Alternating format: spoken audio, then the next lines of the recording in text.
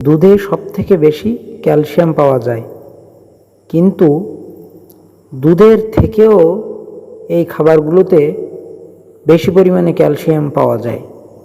তো চলুন আমরা জেনে নিই খাবারগুলো কি কি।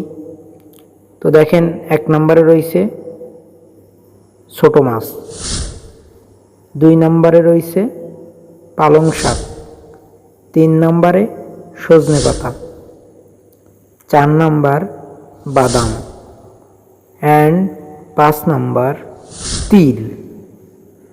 তো আপনারা এই খাবারগুলো বেশি বেশি পরিমাণে খাবেন, তাহলে অধিক পরিমাণে ক্যালসিয়াম পাবেন। ঠিক আছে, সবাইকে ধন্যবাদ। আর আপনাদের যদি ভিডিওটা ভালো লাগে অবশ্যই একটা লাইক দেবেন। আর সাথে থাকার জন্য সবাইকে অসংখ্য ধন্যবাদ। থ্যাংক ইউ গাইস, পরবর্তী ভিডিওতে দেখা হবে।